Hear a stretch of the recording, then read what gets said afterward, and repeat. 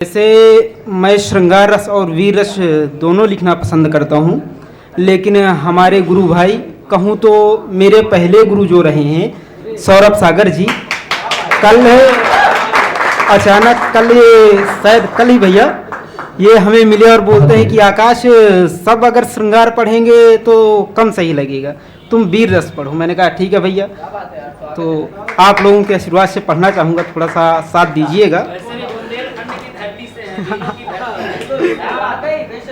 जैसे कि आप इतिहास में एक किरदार जानते होंगे, महाराणा प्रताप। मैं उनकी पूरी जीवनी अपनी पंक्तियों में बांधने की कोशिश करूंगा, देखिएगा। 9 मई 1540 में भंगवे सूरज का उदय हुआ, कुंभलगढ़ में किलकारी गुजी की का इनका नाम हुआ। यह महावीर थे दानवीर और रक्त में था बलिदान भरा, पुरखों से मिली थी सीख यही, इतिहास में था अभिमान खरा। तो बाल्यकाल में युद्ध किया, अफगानों का मन डोल गया। देख शौर्य बालक कैसे जय एक निर्मित बोल गया। मिला लक्ष्य लहराने को मेवाड़ी झंडा शिखर बुर्ज, बलिदानी भय राज बहादुर मुक्त हुआ चित्तौड़ दुर्ग। तो कुछ पल घर खुशियां आई, फिर काल चक्र का फेर हुआ। बिन बादल बरसात हुई और लाल रंग का खेल हुआ। बुरी नजर थी शम्स खान की, कुछ दिन पहले हार गया। के बुरी नजर थी शम्स खान की, कुछ दिन पहले हार गया। चित्तौड़ दुर्ग के इस रण में अब अकबर बाजी मार गया।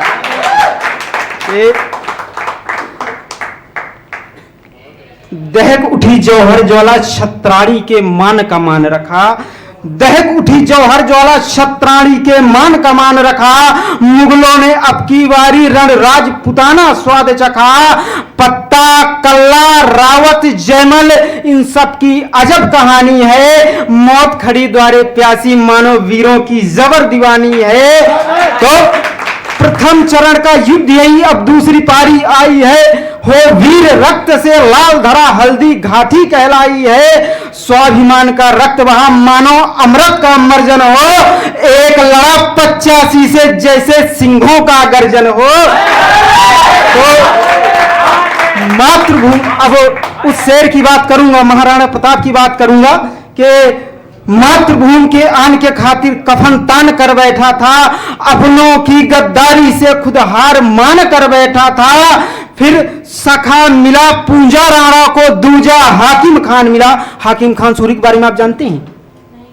हाकिम खान सूरी एक ऐसे कहें तो मुस्लिम राजा थे जो महाराणा प्रताप को अपना भाई मानते थे। और अकबर जो कहते थे कि नहीं मुसलमान बाहर से आए, मुसलमान पूरे बाहर से नहीं आए हैं, मुसलमान अपने भारत में भी थे जिनके रगों में अपनी मातृभूमि अपने देशभक्ति बहता था। ठीक है, अकबर बाहर से आया था, अकबर बाहर से आया था, लेकिन क्या कहते हैं ये आपके हाकिम खान ये यहीं के थे।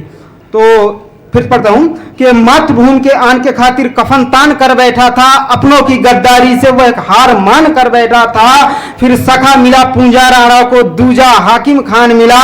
महादेव की लीला थी यह, राणा को वरदान मिला।